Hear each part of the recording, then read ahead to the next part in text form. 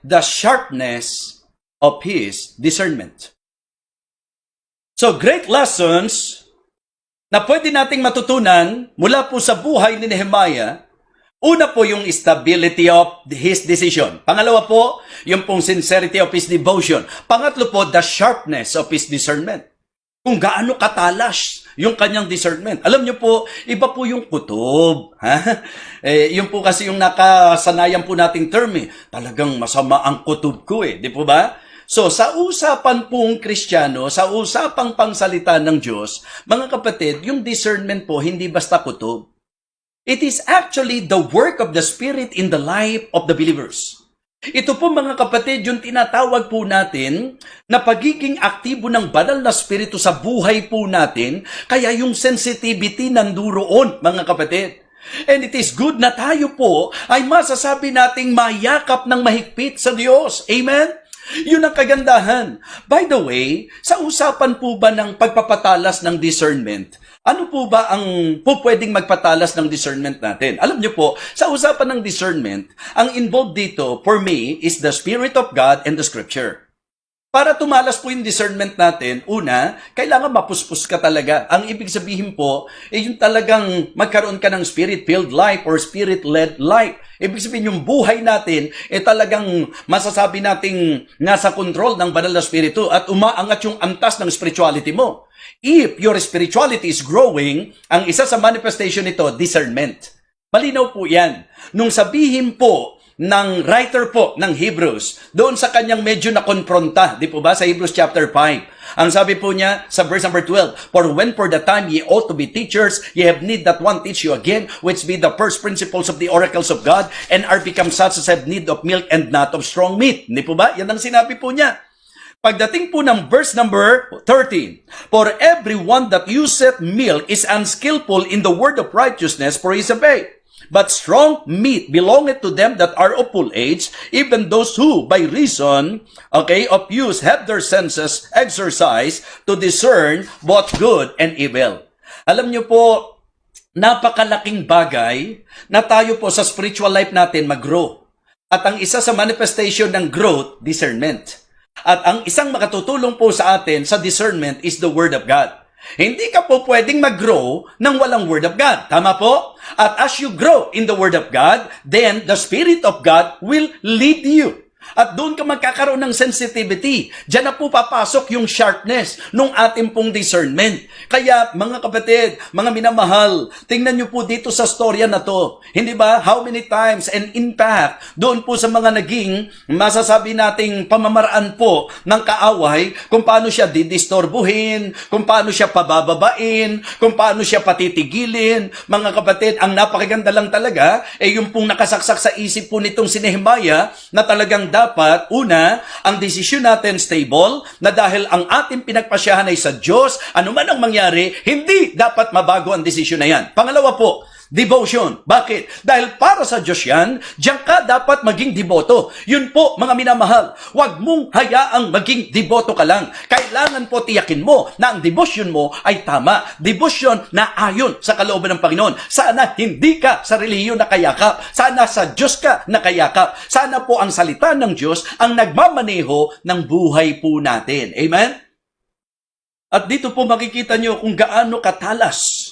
Ang sabi po ng verse number 5, Then sent Sanballat his servant. Balikan niyo po yung teksto natin, Nehemiah chapter 6. Then sent Sanballat his servant unto me in like manner the 5th time with an open letter in his hand, wherein was written, It is reported among the heathen, and Gasmus saith it, that thou and the Jews think to rebel, for which cause thou buildest the wall, that thou mayest be their king, according to these words. Tingnan niyo po ho, meron pong mga aligasyon at meron pong maling akusasyon, mga kapatid. Ano po ang sabi po niya sa verse number 7 pa? Ang sabi po ng verse number 7, And thou hast also appointed prophets to preach of thee at Jerusalem, saying, There is a king in Judah. And now it shall be reported to the king according to these words. Come now therefore, and let us take counsel together. Verse number 8, Then I sent unto him, saying, There are no such things done as thou sayest, but thou painest them out of thine own heart. Ang gusto ko po, maintindihan nyo po,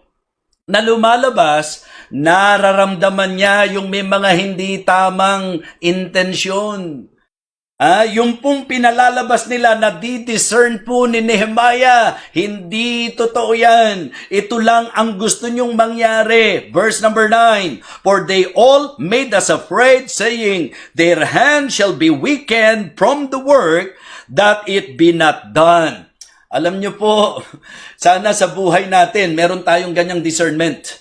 Na alam nyo po yung mga tao na magiging dahilan para mapatigil kayo, malihis kayo, mawala kayo sa kung ano po ang gusto ng Diyos sa buhay natin. Di po ba? So, dapat may discernment tayo. Alam natin yung taong makakabuti, alam natin yung taong makakasama. Alam natin yung taong may intensyong mabuti, alam natin dapat ang taong may intensyong masama. Yun po ang nakita ko po dito.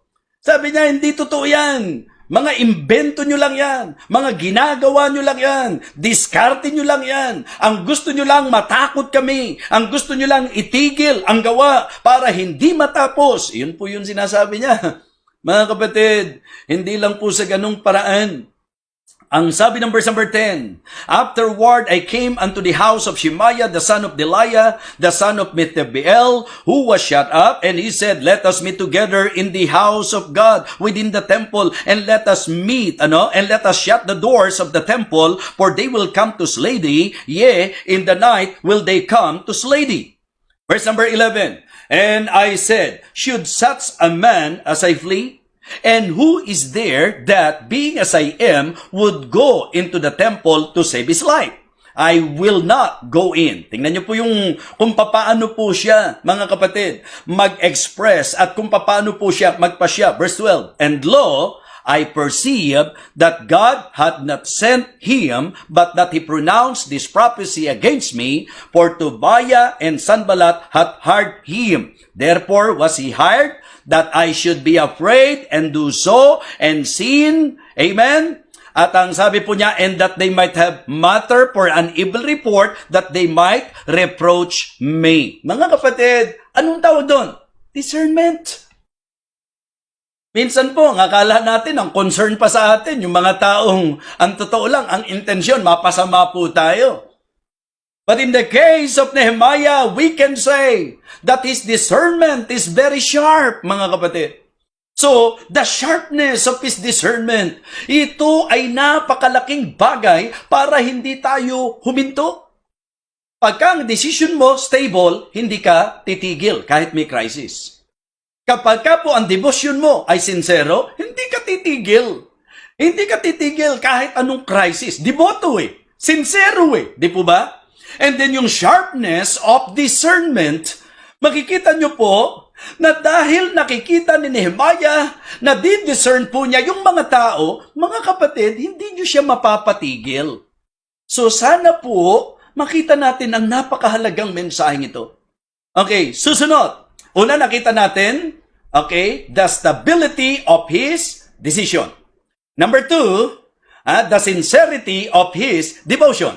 Number 3, the sharpness of his discernment. Isa yan sa patalasin po natin, mga minamahal. Hindi yung palaisip ka ng masama. Hindi po yung judge ka ng judge. Mas maganda, meron pong sharpness of discernment na talagang para mangyari yan, makinig tayo lagi ng Bible. Basa po tayo ng Bible. At tayo po'y mag-grow spiritually. Malaking tulong po yan.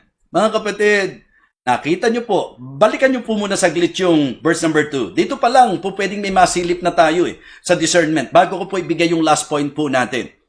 Ang sabi ng verse number 2, "That Sanballat and Geshem sent unto me, saying, Come, let us meet together in one of the villages in the plain of Ono." Anong sabi? "But they thought to do me mischief." So very aware siya Diba? Discernment po yan Kaya nga sana po, makita natin na sa buhay natin, sino po ba yung masarap samahan na dadaling ka sa katuwiran? Diba? Sino po yung maganda na papayagan nating maka-impluensya sa atin? Kahit po sa church. Okay? Bigyang pansin po natin. Sa church, kapag ikaw walang discernment, kung sino po yung mga may espiritu ni Sanballat dyan, espiritu ni Tobiah, espiritu po ni Geshem, yan po ang maaring umimpluensya sa'yo. Pero kung may discernment ka, masesense mo yan.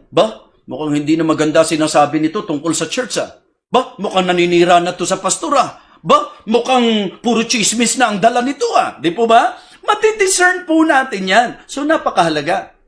And then, pang-apat, na gusto kong makita nyo po, considering na sa usapan po ng crisis, ito po ay atake, aligasyon at akusasyon. Ito po yung masasabi nating obstacles and oppositions. Ito po yung masasabi po nating hakbang ng kaaway upang papanglumuin po sila. Hindi ba maliwanag? Yun po ang sinabi niya.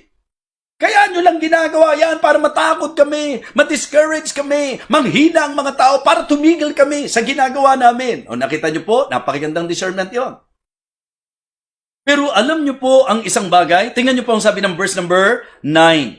For they all made us afraid, saying, their hand shall be weakened from the work, that it be not done. Kaya ang sabi po, now therefore, O God, strengthen my hands.